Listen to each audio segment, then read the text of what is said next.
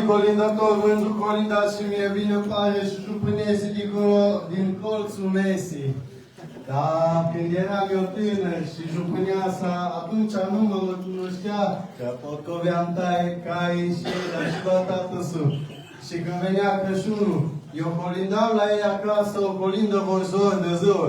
Și apoi dacă știu o ceată să cânte de celaparte și o ceată să cânte de celaparte, bine mi-ar putea și mie la jupâneasa și plată mai mare vom da. Și plătește euro și lei.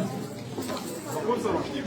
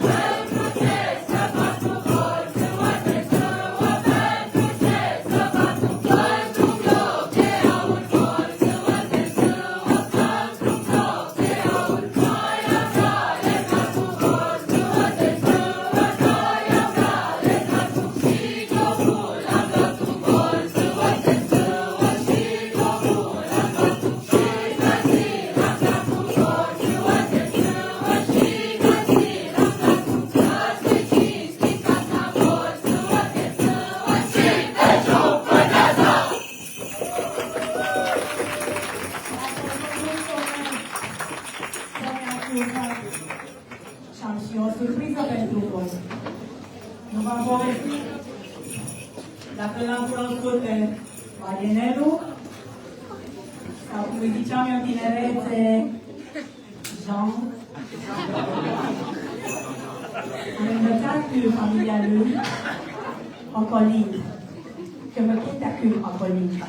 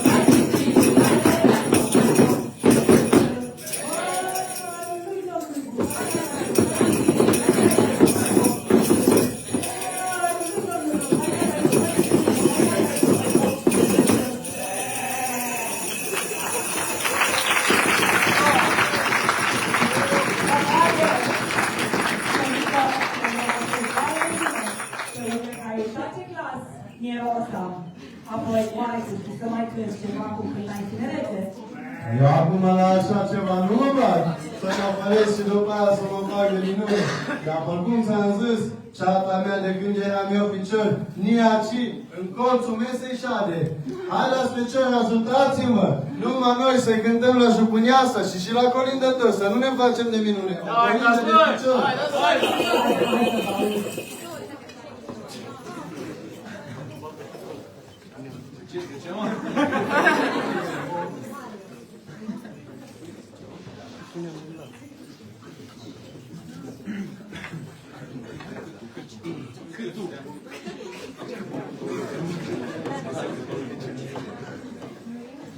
Au dat ce bărbani hotărâți ai luat. Erau alții când eram eu singur. Mai mă trânesc până cântați voi.